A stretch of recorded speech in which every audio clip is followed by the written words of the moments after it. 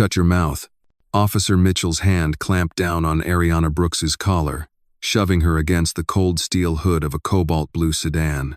The metal burned in the midday sun, but his grip was the real heat, the heat of a man convinced he owned the moment. Check my identity. Her voice was hoarse but steady, every word hitting the asphalt like a hammer. Gasps rippled through the crowd.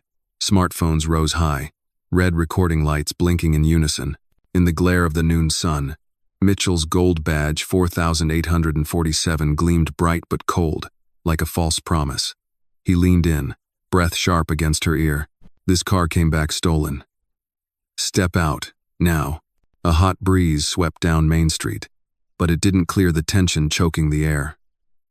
A little boy behind his mother whispered, "Why is he hurting her?" She pulled him closer, saying nothing. Before we continue, where are you watching from? Drop your city or country in the comments below. And if you believe in dignity and justice, hit like and subscribe. These stories spark change, and we're glad you're here. Now, back to Ariana. Mitchell twisted her toward the street. A man in a tailored navy suit stood nearby, snapping photo after photo. "This doesn't look right," he muttered. Ariana didn't fight with force. She stood still, breathing slow, locking eyes with Mitchell, the eyes of someone who'd been under suspicion her whole life. At 19, she'd been ordered face down on a sidewalk for jogging through an upscale neighborhood. At 28, she'd been pulled from her brand new SUV because she matched a suspect description. Now, at 42, in the middle of downtown, the script was playing again. A woman in a red coat stepped forward, phone raised high. "She's not resisting. Why are you doing this?" Mitchell cut her off without looking. "Step back or you'll be detained too." Ariana tilted her chin, letting the sunlight hit her face. "Touch me again, officer, and you'll regret it for the rest of your career." Mitchell scoffed. "Is that a threat?" "It's a fact." The sidewalk buzzed with low voices. A young man in a beanie leaned to his friend. "Do you know who that is?" His friend shook his head. "No, but she's handling this like she's been here before." Mitchell keyed his radio, voice raised for everyone to hear. "Dispatch. I've got an African-American female, possible stolen vehicle, non-compliant, requesting immediate backup." The words rolled across the street like a verdict, recasting Ariana from driver to threat in the minds of anyone listening. She didn't move. One hand rested on the hood, her eyes locking on a camera just feet away. Her face wasn't pleading. It wasn't asking for rescue. It said one thing: "I'm not going anywhere." A second patrol car pulled in, lights flashing. The crowd shifted back, and Ariana, she almost smiled. Not at Mitchell, but at herself, because she knew the turn was coming. 42-year-old Ariana Brooks had driven that cobalt blue sedan through downtown 100 times without a second glance. Today was different not because of the car, but because she'd chosen to drive it herself, without the convoy, without the tinted SUVs, without the security detail that normally shadowed her like a second skin. She wasn't dressed like the CEO of Brooks Global Logistics, the largest privately owned freight company in the country. No tailored suit, no statement jewelry, just a soft gray blazer, black slacks, and worn leather flats that had walked more factory floors than red carpets. Her only accessory was a slim brown portfolio tucked on the passenger seat. That morning, she had left her penthouse overlooking the river without telling her driver to bring the Escalade. She wanted the quiet. She wanted the control. And though she didn't say it out loud, she wanted to see if the whispers she'd been hearing from her legal team were true. Reports of local officers making stolen vehicle stops on high-value cars driven by black motorists. It wasn't paranoia. Ariana had lived it before. At 19, she'd been pulled over for fitting a description while driving her mother's beige Toyota Corolla, a car worth less than the rims on the officer's cruiser. At 28, a brand new SUV she'd purchased outright was surrounded by 3 squad cars in a grocery store parking lot. She'd been ordered out, hands visible, while curious shoppers craned their necks. No apology when they realized the mistake. No correction in the record, just a smirk and, "Have a good day, ma'am." She'd built her company in spite of those moments and, in a way, because of them. Brooks Global didn't just move freight, it moved influence. Ariana's fleet could choke or feed a supply chain with a single phone call. And in that world, perception was currency. So today wasn't an accident. It was a quiet test in broad daylight. When she turned onto Main Street at 12:17 p.m., the sun was high, the sidewalks crowded. Mitchell's cruiser had been angled into traffic 2 blocks ahead. He saw her before she saw him. The blue sedan wasn't exotic, but its polished paint and understated European lines marked it as expensive. And Ariana alone, black, female, with the calm posture of someone who didn't expect trouble, was enough to light up his suspicion. He'd followed for exactly 1 block before flashing the lights. The stop was swift. Mitchell approached from the driver's side, another officer from the passenger side. Ariana lowered her window halfway, resting her hands on the steering wheel, palms up the universal gesture for, "I'm not a threat." "Afternoon, officer." "Is there a problem?" she asked. "License and registration," Mitchell barked. His tone wasn't a request. It was a verdict. She reached slowly toward her purse, but he cut in. "Keep your hands where I can see them." Ariana paused, her eyes steady. "Then you'll need to retrieve it yourself." Mitchell's partner shifted, scanning the car interior. "Where'd you get this vehicle?" "It's registered in my name." Mitchell's lip twitched. "Not for long. Step out." That was when the first camera went up. Jamal, 22, backpack slung over one shoulder, stopped mid-step on the sidewalk and aimed his phone at the scene. "Sir, she hasn't done anything." "Back it up," Mitchell snapped. "Unless you want to be part of this report." Ariana stayed still, her posture unshaken. The street noise dulled in her mind, replaced by the low hum of calculation. She could feel the moment splitting. One path was compliance and humiliation. The other was resistance without a raised voice. Her father's words from decades earlier came back. "The loudest room goes silent when you speak with certainty." She glanced at the crowd, the phones, the stares, the murmurs. This wasn't just her test anymore. It was theirs. Mitchell stepped closer, shadow falling across her face. "Ma'am, step out of the vehicle. We can do this easy or hard." "Hard for you," she said quietly. He didn't catch it. Or maybe he didn't believe it. But he would. Mitchell's shadow loomed larger as he reached for the door handle. Ariana didn't move, her fingers still resting on the steering wheel, the way they'd been since the stop began. "Step out. Now," he ordered, yanking the door open without waiting for consent. The street noise swelled: car horns, murmurs, the faint metallic clatter of someone adjusting their phone grip. Ariana's voice stayed level. "You're opening my vehicle without a warrant or probable cause." Mitchell didn't answer. He leaned inside, scanning the interior like a predator sniffing for weakness. His eyes lingered on the brown portfolio in the passenger seat. "What's in there?" "Company documents," she said. "We'll see about that," he muttered, reaching across the seat. Ariana tilted her head, her tone sharpening just enough for the front row of onlookers to hear. "Officer, you're about to add unlawful search to your report." That got Jamal moving. He edged closer to the open driver's side, camera up. "Ma'am, I've got you on record. Everything." Mitchell spun on him. "Move back. This is police business. And public property." Jamal shot back. "I'm not interfering. I'm documenting." Across the hood, Mitchell's partner kept his hand near his holster, scanning the growing circle of bystanders. A woman in yoga pants called out from the curb. "Why is she being treated like a suspect? She's literally just sitting there." Mitchell ignored her, leaning in again. "Out of the car, or I'll assist you out." Ariana's gaze didn't flicker. "You put your hands on me, officer, and I promise this street will remember it longer than your badge number." Mitchell smirked, maybe to hide the slight hitch in his breathing. He'd handled enough stops to know when someone was bluffing, but this didn't feel like bluff. Still, he reached for her elbow. That's when a voice cut through the air from behind the crowd. "Officer Mitchell." A second patrol car had just parked, lights still flashing. Officer Ramirez, mid-32nd, Latina, crisp uniform, stepped out. She glanced at Ariana, froze for half a second, then walked straight to Mitchell. "What's going on?" she asked. "Stolen vehicle match," he said, drivers refusing to comply. Ramirez's eyes flicked to Ariana again. There was recognition there, but she masked it. "You ran the plate?" "Matches a vehicle reported stolen last month," Mitchell replied, his voice clipped. "And the VIN?" Mitchell didn't answer. Ramirez stepped around him, leaning toward Ariana's window. Her voice lowered. "Ma'am, do you want to resolve this quietly?" Ariana's lips curved into a half-smile. "I plan to.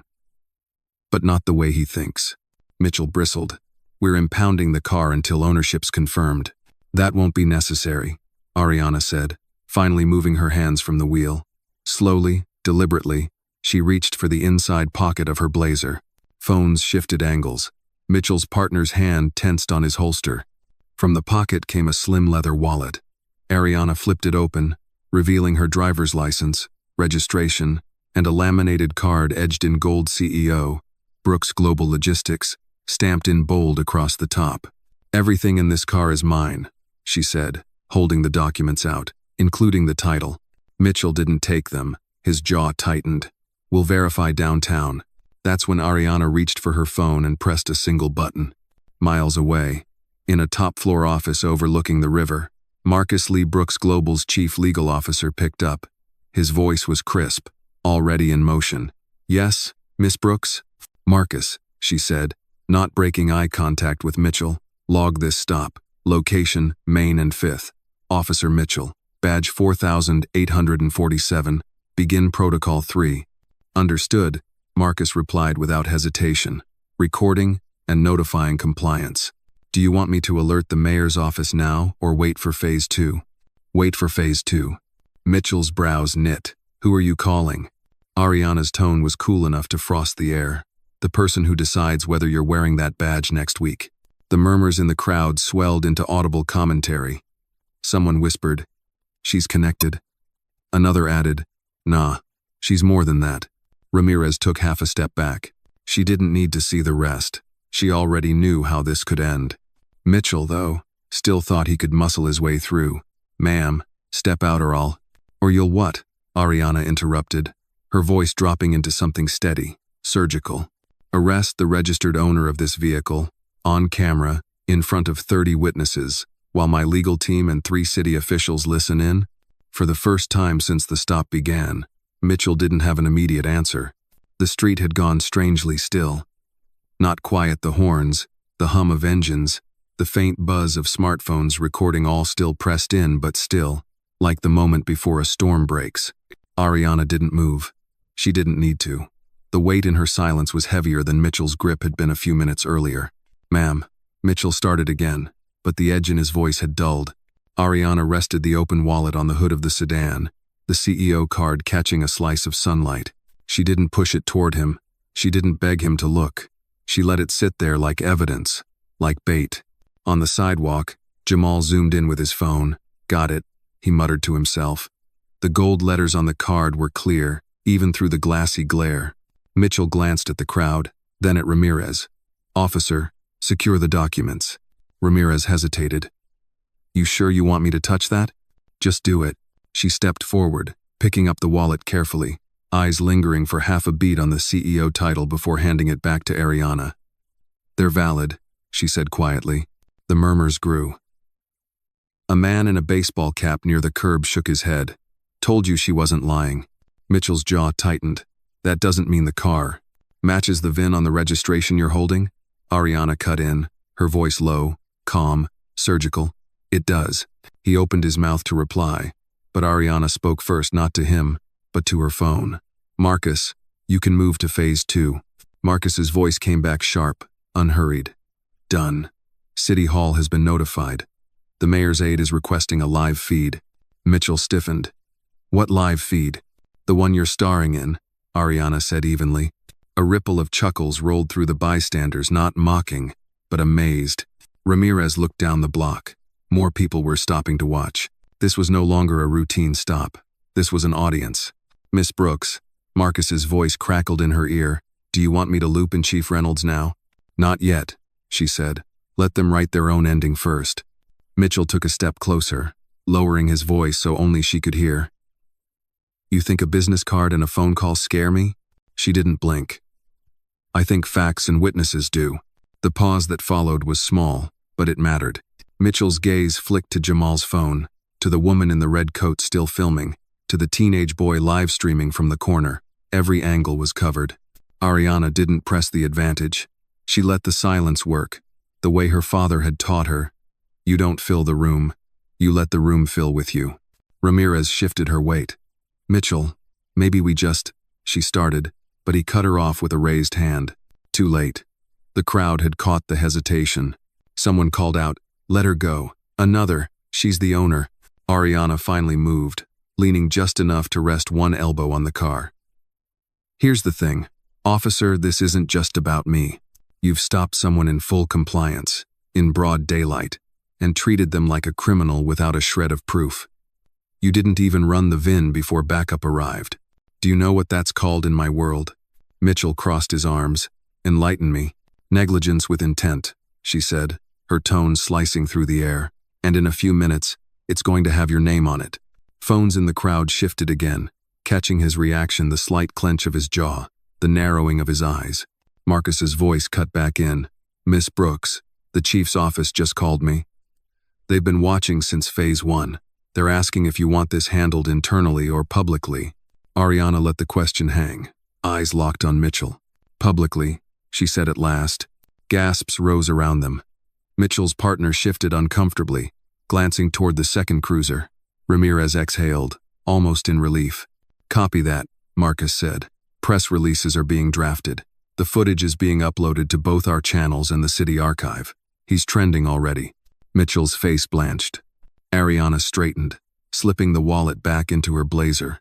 She wasn't smiling, but there was a steadiness in her posture that made the crowd lean in. You thought this was a traffic stop, she said. It's a record of how you do your job, and it's permanent now. The stillness cracked the crowd's low murmurs, turning into open conversation. More phones lifted, a distant siren wailing somewhere beyond the block. Mitchell took a slow step back, but Ariana stayed right where she was. The turn had begun, and she wasn't about to let it end here. The block had changed. 10 minutes ago, it was just a stoplight corner on Main and 5th. Now it was a stage, and Mitchell wasn't holding the mic anymore. From the edge of the crowd, Jamal finally stepped forward. His phone was still rolling, the red record icon pulsing in the reflection of his sunglasses. Officer, I've been here since you pulled her over, he said, voice steady. You never asked for the VIN. You went straight to accusing her. Why? Mitchell turned toward him, posture tightening. This isn't your concern. It is when you're treating someone like a criminal for driving their own car, Jamal countered. Phones tilted in unison toward the exchange. Ariana stayed silent, letting the voices around her carry the weight. A woman in the red coat took a step up next to Jamal. He's right. I heard you call in possible stolen before you even looked at her paperwork. Mom, Mitchell started. Don't ma'am me, she cut in. We all heard it. Across the hood, Ramirez's gaze flicked between them. She didn't intervene. Not yet. Then a man in a charcoal suit, who'd been filming from the curb, spoke up. I work 2 blocks from here. I know who she is.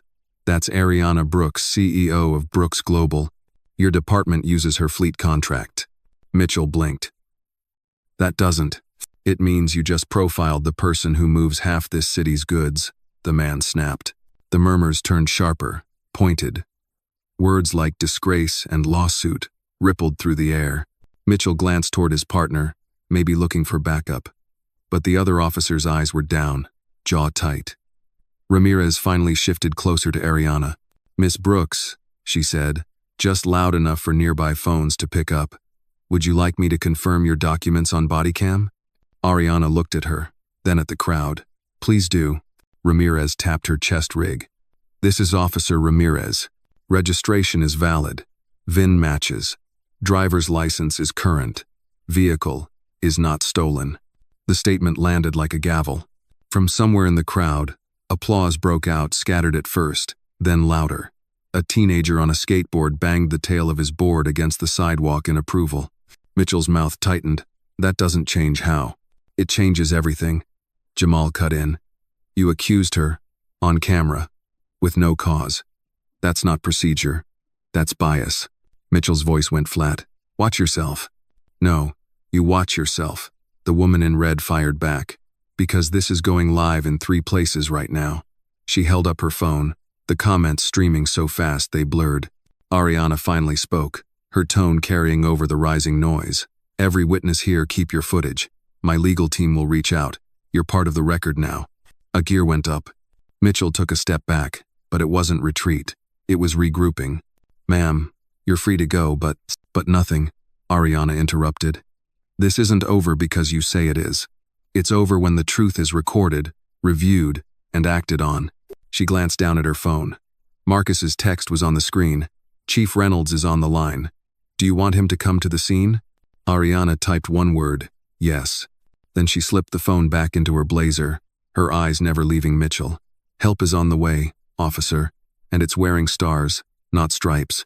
The crowd reacted with a low, rolling ooh, the kind usually reserved for courtrooms and playgrounds right after someone lands the perfect hit. Ramirez straightened subtly, like she knew exactly who was about to arrive. Mitchell, for the first time, shifted his stance not out of authority but out of unease. In the distance, another siren began to rise. Not the frantic wail of a patrol unit rushing to a call, but the steady, deliberate tone of someone who arrives when the dust is about to settle and decides who's standing when it does. Ariana stayed leaning against her car, calm, unhurried.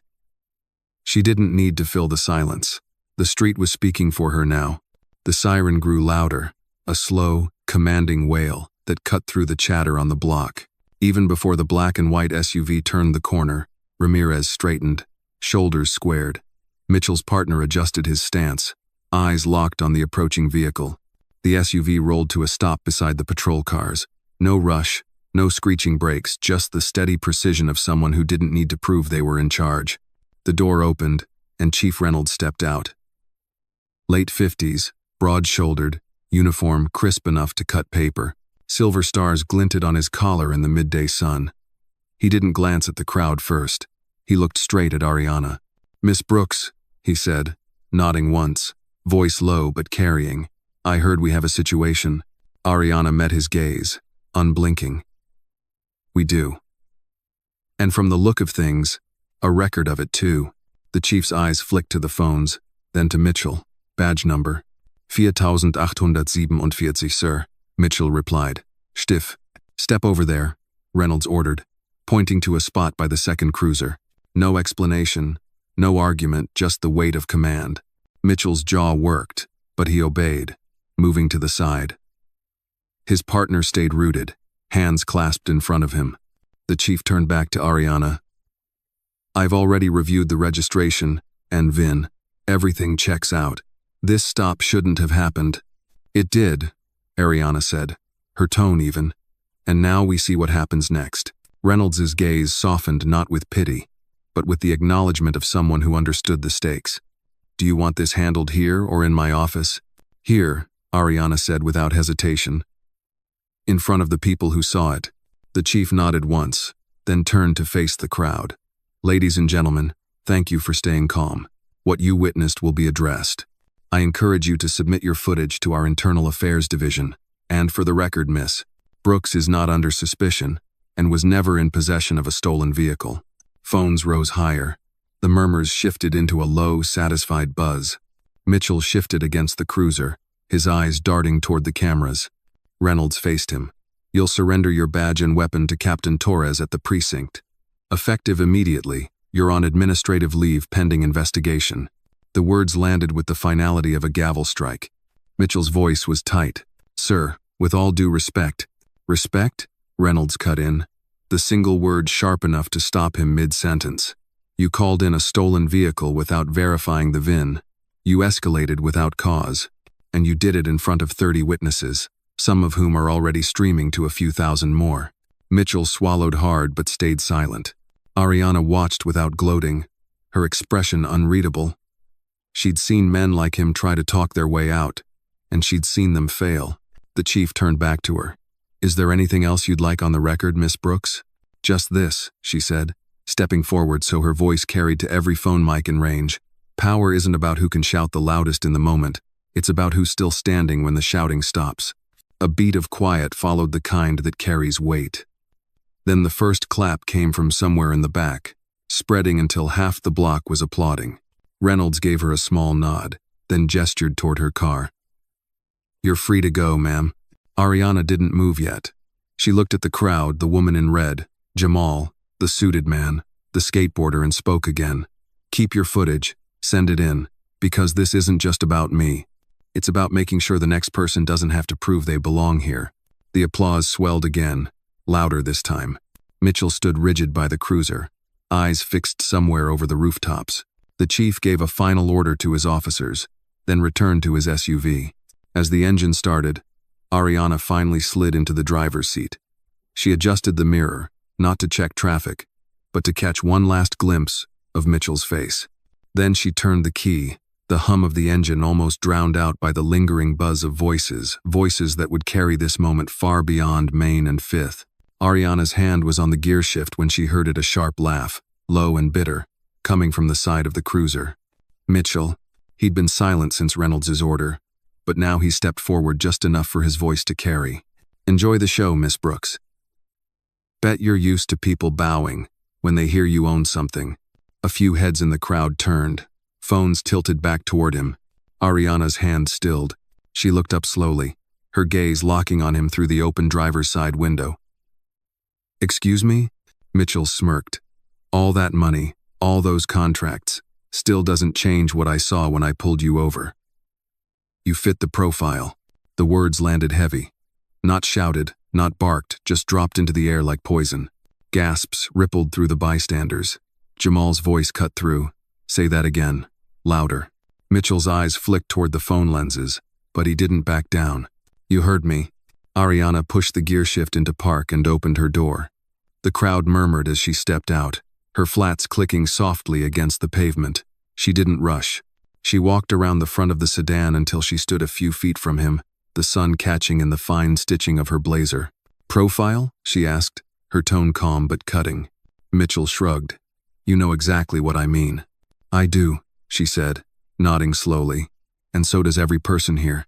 You just made your bias official in front of witnesses, cameras, and your own body cam." Mitchell's smirk faltered, but he forced it back. "You think anyone's going to care once this blows over?" Ariana took one small step closer, her voice dropping to the kind of measured tone that made people lean in without realizing. "You're right, not everyone will care. But the people who sign your paychecks, the people who handle your pension, the people who write the headlines tomorrow morning, they will." The crowd hummed, sensing the shift. She reached into her blazer again, pulling out the brown portfolio from the passenger seat. Flipping it open, she revealed a neatly printed document with a bold header. "City of Brookhaven. Logistics and Supply Contract Renewal." Beneath it, in crisp black ink, was her signature and a second line for the chief of police. "This," she said, holding it so Mitchell and the nearest cameras could see, "is the contract that supplies every patrol car in this city with parts, fuel, and maintenance. My company has handled it for 8 years. It's up for renewal next month." Mitchell's jaw slackened. The murmurs in the crowd turned into a low wave of disbelief. "Now," Ariana continued, "imagine what happens when I request a clause requiring anti-bias training for all officers before they can touch a city-owned vehicle. Imagine what happens when your name is in the training video as the example." A chuckle escaped from somewhere in the crowd. Someone whispered, "She's not playing." Mitchell's face flushed a deep red. "You wouldn't." "I would," Ariana cut in sharply. "Not because of what you did to me today, but because you've made it clear what you'd do to someone without the resources to fight back. That's the real danger." Silence pressed in again. Ariana snapped the portfolio shut. "So yes, officer, I will enjoy the show. Not because of ego, because sometimes the only way to make change is to make it public." She stepped back, never taking her eyes off him, and returned to her car. The crowd shifted to follow her movements, but not before catching Mitchell's stunned, frozen posture. Sliding back into the driver's seat, Ariana closed the door with quiet finality. The engine purred to life. She didn't look back as she pulled into traffic, but every phone on that block stayed trained on Mitchell. He'd wanted the last word. Instead, he'd given her the perfect ending to Act 1 of her public reckoning. The city moved around her like nothing had happened. Cars slid past, pedestrians crossed with their coffee cups, buses hissed at the curbs. But inside the cobalt blue sedan, the air was still charged, like the echo after a lightning strike. Ariana's hands stayed loose on the steering wheel. She wasn't gripping it the way most people do when they've been rattled. She drove the same way she had walked through that entire stop, steady, deliberate, unhurried. Her phone buzzed once on the console. Marcus's name lit the screen. She tapped the Bluetooth button on the steering wheel. "Talk to me," she said. "We're already trending," Marcus replied. "Local news has picked it up. I've got 3 interview requests in the last 7 minutes. And Internal Affairs just called to confirm they've received over a dozen citizen videos." Ariana took the turn onto Riverside Drive, the skyline opening up ahead. "And the chief?" "Reynolds texted me a thank you for keeping it measured. Said he'd be in touch tomorrow about the training clause you mentioned." A small smile tugged at the corner of her mouth. "Good, that was the point." For a moment, neither of them spoke. The hum of the engine and the faint rhythm of the tires over the expansion joints filled the space. "How's your heart rate?" Marcus finally asked. "Lower than his," Ariana said, a trace of humor in her tone. Marcus chuckled. "I'll send you the compilation when it's cut. Some of those bystander angles, they caught everything." "Send it to my brother first," she said. "He'll want to see it before the news spins it." On it, she ended the call and let the city slide by. She passed the park where her mother used to take her after school, the bakery where she bought her first employee's retirement cake, the glass-fronted building that housed one of her smaller distribution hubs. Each landmark reminded her why she'd learned to keep her cool, because her presence in certain spaces still drew suspicion, no matter how many contracts bore her signature.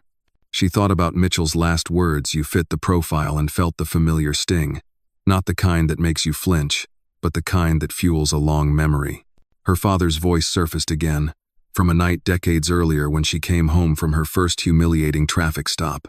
He'd told her, "They can take your time, your comfort, even your moment, but never let them take your dignity. That's the part you control." The memory steadied her now. Up ahead, the light turned red. Ariana eased to a stop, the sedan idling softly. A cyclist rolled past and did a double take when he recognized her face through the open window. "Hey, you're the lady from Main Street," he called, coasting to a stop beside her. "Saw the whole thing online just now. You're a boss." Ariana smiled faintly. "Just someone who doesn't like bad habits to go uncorrected." He grinned. "Well, you corrected it." The light changed. She nodded once and eased forward, merging back into the rhythm of the city. By the time she reached the Brooks Global headquarters, a 14-story glass tower with her name etched on the corner plaque, the adrenaline had cooled, replaced by something heavier but cleaner. Not anger, not even satisfaction, just resolve. She pulled into the underground garage, swiped her card, and parked in her reserved spot. Sitting there in the dim quiet, she took one long breath. In less than an hour, she'd gone from anonymous driver to the center of a public reckoning. And yet, this wasn't the end she wanted. It wasn't about Mitchell's leave or the trending hashtags. It was about the next step, the one that would make sure his type of stop became a rarity, not a routine. Ariana shut off the engine, gathered her portfolio, and stepped out. The sound of her heels on the concrete echoed in the garage. Tomorrow would bring the cameras, the board meetings, the statements. But tonight, she had something else to do, a call she'd been meaning to make for months. Because power wasn't in the confrontation. Power was in what came after. The elevator ride from the garage to the penthouse floor of Brooks Global headquarters was silent, except for the soft hum of the cables. Ariana stood with her portfolio tucked under her arm, watching her reflection in the brushed steel doors. Her posture was calm, but her mind was already mapping the next 24 hours. When the doors slid open, the floor was empty except for Denise, her executive assistant, who was waiting at her desk with 2 phones, a tablet, and a thin stack of folders. "You've got press holding on line 1, the mayor's office on line 2, and a voicemail from the governor's chief of staff," Denise said. "And this," she tapped the top folder, "is the city's active contract with us. I thought you might want it on your desk before you called anyone back." "Good instinct," Ariana replied, taking the folder. "Push the press to tomorrow. I'll call the mayor in an hour, and clear the next 3 hours. I want the conference room to myself." Denise didn't ask why. She simply nodded, gathered the phones, and began making the calls. Ariana walked into the glass-walled conference room. The city skyline stretched beyond, sunlight sliding down the mirrored towers. She placed the folder on the table, opened her laptop, and began typing. The subject line was simple: Proposed Contract Amendment, Officer Training, and Conduct Standards. She knew the city couldn't afford to lose Brooks Global as a supplier. Pulling their fleet maintenance contract would cripple response times and cost millions to replace. That leverage meant she could attach almost any condition she wanted if it was framed as public benefit. Her proposal was surgical: mandatory anti-bias training for all city officers, annual refreshers, and independent audits of stop data. Compliance would be tied to continued fleet support. Fail the audits, lose the vehicles. By the time she finished, the document wasn't a wish list, it was an ultimatum wrapped in policy language. The kind city lawyers wouldn't fight because refusing it would make them look complicit. Her phone buzzed. Marcus again. "You're working late," he said. "Not late. Precise," Ariana replied. "I'm sending you a draft. It goes to the mayor in 30 minutes. You're using the contract," he guessed. "I'm protecting the investment mine and the city's." She heard him smile through the line. "You're going to turn that stop into a policy change, aren't you?" "It was never about the stop, Marcus. That was just the evidence." She ended the call, attached the draft to an email, and addressed it to 3 people: the mayor, the chief of police, and the city comptroller. The subject line stayed the same. Her fingers hovered over the send button for a second. She thought of Mitchell's smirk, the phrase "you fit the profile," and the way the crowd had leaned in when she spoke. Then she clicked send. The email flew out into the city's servers, the first move in a larger game. She sat back, letting the quiet of the room settle. Outside, the first lights were coming on across the skyline. Downtown glowed, unaware that the policies shaping its streets were about to change. In her mind, Ariana pictured the months ahead: public hearings, contract negotiations, training rollouts. She saw the resistance coming, too, the quiet pushback, the backroom conversations. But she also saw the endgame: a city where officers thought twice before assuming the worst of someone who looked like her. Her phone buzzed again. A text from the mayor's aide. Received. Will review tonight. Mayor requests a private breakfast tomorrow. Ariana allowed herself a small, satisfied exhale. Step 1 was complete. She closed the portfolio, shut down the laptop, and glanced at the clock. Still time to make that call she'd been thinking about in the garage. Not to a politician, not to a lawyer, to someone who would understand the stakes without needing a single explanation. She dialed. The line rang twice before a warm, familiar voice answered. "Ari, it's been a while." "It has," she said softly. "I think it's time we finished the conversation we started last year, about building something bigger than both of us." There was a pause. Then the voice on the other end said, "I'm listening." Ariana looked out at the city again, her reflection framed against the darkening skyline. "Good," she said. "Because after tonight, we have their attention." The voice on the other end of the line belonged to Naomi Clark, community organizer, founder of Street Lens, and the kind of woman who could fill a city square with 2 phone calls and a press release. Ariana hadn't spoken to her in nearly a year, but she'd never forgotten the last words they'd shared. "You have the reach, I have the ground. One day, we're going to need both." "Naomi," Ariana began, pacing the length of the conference room, "something happened today. I've already moved the first piece, policy leverage, through the city's fleet contract. But this isn't just about contracts, it's about culture, and I can't shift that alone." There was a short silence, then Naomi's voice sharpened. "I saw the video. You handled him like a pro. But I know you. You're not calling me just to relive it." "I'm not," Ariana said.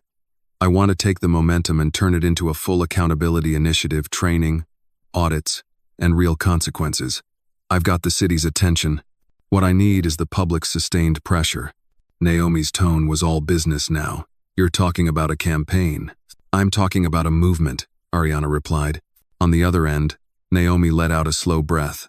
"All right, here's what we do. I'll mobilize Street Lens chapters in every district. We'll coordinate with legal aid groups to help people submit footage and complaints. We'll hold a town hall in each borough, and when the city drags its feet, we'll bring the media right back to your story." Ariana stopped pacing. "And we make sure it's not my story by then, it's ours." Naomi chuckled low. "You always did know how to think bigger than the room you were in." They talked for the next 20 minutes, mapping timelines and contingencies. Naomi would start tomorrow, calling her district leads. Ariana would quietly pass along a list of contacts in the mayor's circle who were sympathetic to reform. When the call ended, Ariana stood by the glass wall, the city lights flickering below. The plan was no longer just hers, and that meant it had a chance to outlive the news cycle. Her desk phone rang next. Denise's voice came through. "Chief Reynolds is online too. Says it's important." Ariana picked up. "Chief." "Miss Brooks," Reynolds began, his voice steady but lower than usual. "I wanted to tell you personally, Officer Mitchell has tendered his resignation. I'll be announcing it in the morning. And I've read your proposal. If the mayor approves, I'll back it publicly." Ariana nodded to herself. "That's a start. One more thing," Reynolds added. "You should know this isn't going to be popular with everyone in uniform. There'll be pushback." "Good," Ariana said. "If there's no resistance, you're not changing anything that matters." When she hung up, the conference room felt warmer, charged. The pieces were lining up: political will, public momentum, and now, a partner who could command the streets. She gathered her things and left the office, stepping into the cool night air. Downtown was quieter now, the chaos of earlier reduced to glowing screens in apartment windows and the hum of late traffic. Somewhere out there, Mitchell was packing his badge into a box. Somewhere else, Naomi was drafting the first rally call. Ariana crossed the plaza toward her waiting driver, the portfolio under her arm. She didn't need to look back at the tower. The power she'd built there was already moving into the streets. As the car pulled away, she sent one last text to Marcus. "By this time next week, the conversation won't be about a traffic stop. It'll be about what we built from it." She hit send, then let the city blur past her window. The quiet was different now, not the stillness after a storm, but the pause before a larger one. 3 days later, the plaza outside City Hall looked like a festival with a purpose. The midday sun caught on rows of hand-painted signs. "Training saves lives. We belong everywhere. Justice is policy." Camera tripods stood like sentinels along the steps. Local news vans lined the curb. At the center of it all, Naomi Clark moved like a conductor, shaking hands with community leaders, directing volunteers to water stations, greeting journalists with quick sound bites. Her presence radiated energy, but today, Ariana would be the focus. A ripple went through the crowd as Ariana stepped out of a black SUV. She wasn't in corporate armor today, no blazer, no heels. She wore a tailored navy coat over simple slacks, her hair pulled back, her hands free. She didn't want to look like a CEO arriving to dictate terms. She wanted to look like a citizen arriving to claim them. Naomi met her halfway, squeezing her arm. "Crowd's bigger than I expected. 2,000 easy." "Good," Ariana said. "Let's give them more than a speech." They mounted the steps together. The mayor, the chief, and half the city council stood behind the podium, a show of political unity that looked good on camera but carried its own tension. Ariana could feel it in the way the mayor's smile didn't quite reach his eyes. Naomi took the podium first. Her voice carried over the plaza without effort. 3 days ago, a citizen of this city was stopped without cause. Many of you have seen the footage, but this isn't just about one woman or one officer. It's about a system that allows suspicion to come before verification and profile to come before proof. Applause rolled through the crowd. Ariana kept her eyes on the people, not the cameras. "We have in our hands today a proposal," Naomi continued, holding up a folder. "It's not a hashtag, not a trending clip. It's a policy that will change how this city's officers interact with its citizens. Mandatory anti-bias training, annual reviews, independent audits of stop data, real consequences for non-compliance." She turned toward Ariana, inviting her forward. The crowd's applause swelled as Ariana stepped to the mic. "I didn't come here to talk about my experience," Ariana began. "You've seen it. You've judged it for yourselves. I came here to talk about what comes after." She glanced at the mayor, then the chief, then back to the crowd. "This policy has the backing of community leaders, legal advocates, and yes, the chief of police. It's tied to a contract my company holds with the city. That means it's not optional. If we want our streets safe and our officers supported, we meet these standards. If we don't, the city loses the resources to operate at full strength." The plaza erupted, some in cheers, some in gasps at the bluntness. "This isn't punishment," Ariana continued, her voice steady. "It's preparation. It protects good officers from the mistakes of the reckless, and it protects citizens from being treated like suspects without cause. We are not enemies, but we will hold each other accountable." She stepped back, letting the words settle. The mayor leaned into the mic. "On behalf of the city of Brookhaven, I am committing to adopting these standards effective immediately. We will work with Miss Brooks, Miss Clark, and our police leadership to implement this program citywide." The cheers this time were louder, sustained. Naomi grinned. Ariana nodded once, but neither celebrated openly. They knew this was only the first public step in a longer fight. As the speeches ended and the press surged forward, Ariana felt a tug at her sleeve. A teenage girl stood there, phone in hand. "Miss Brooks? I was watching that day on Main Street. My brother's been stopped like that before. I just wanted to say, thank you." Ariana crouched slightly to meet her eyes. "Don't thank me yet. Thank me when you don't have to tell that story again." The girl smiled, clutching her phone tighter. Naomi slipped an arm around Ariana's shoulder as they stepped away from the podium. "Ready for the next round?" she asked. Ariana exhaled, born ready. The cameras kept flashing, but Ariana's focus was already shifting to part 12, the moment where the world would see the full scope of her influence, not just as the woman in the viral video, but as the black CEO who turned a roadside insult into systemic change. 2 weeks later, the city council chambers were standing room only. The agenda listed it simply: fleet contract renewal and standards approval. The simplicity of the line belied the weight of what it meant.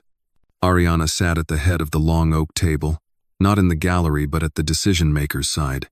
To her left was the mayor, to her right Chief Reynolds, and across from her a half-dozen council members whose votes would seal the deal.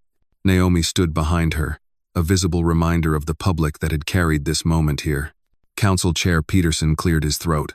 "We're here to finalize the terms of the Brooks Global contract renewal. Miss Brooks, would you outline your amendments for the record?" Ariana rose slowly, unfolding the single sheet of paper in front of her. Cameras clicked. Every local station was broadcasting live.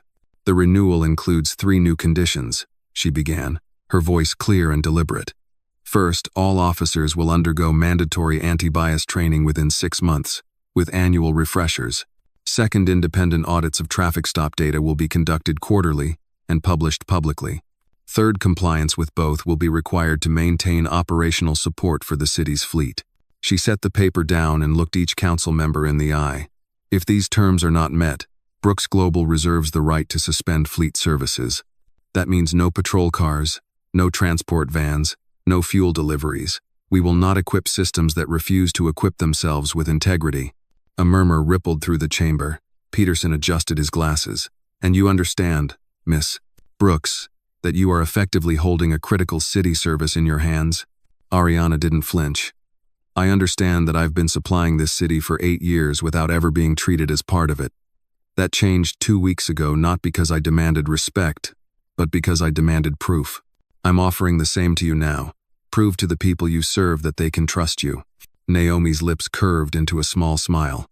The mayor leaned back in his chair, watching the council members shift uncomfortably under the weight of the silence. One by one, they raised their hands. Yes, yes, yes, unanimous. The gavel struck once, and it was done. Council adjourned, and the room erupted in the low roar of voices, handshakes, camera shutters. Ariana gathered her folder, but a reporter's voice cut through the din. "Miss Brooks, off the record, was this always about changing the contract?" She paused, the cameras swinging toward her. "No," she said. "It was about changing the terms of respect in this city." The contract was just the tool. Outside, the winter sun was sharp and clear. A small crowd had gathered on the steps, cheering as she emerged. Naomi raised their joined hands in the air. The sight flashed across live streams instantly. In the middle of it all, Ariana caught sight of the teenager from the rally, standing with her brother. He was smiling, not the guarded smile of someone waiting for the other shoe to drop, but the unguarded kind that came when you felt seen. Ariana stepped toward them. "This is what I meant," she told the girl. "It's not just my story anymore. It's yours too." Phones lifted. The moment froze in a dozen lenses. Back in a quiet office somewhere, Mitchell might have been watching. She didn't care. The real point wasn't that he'd lost his badge, it was that the city had gained a standard. Naomi leaned in. "So, what's next?" Ariana looked out over the crowd. The council building behind her. the city stretching beyond. We keep building. And we don't stop until the profile they see is respect. The applause swelled again, not for a viral clip this time, but for the start of something that might last longer than the memory of Main Street. The camera crews caught her turning toward the skyline, the faintest of smiles playing at her lips. It wasn't triumph. It was readiness. Fade out,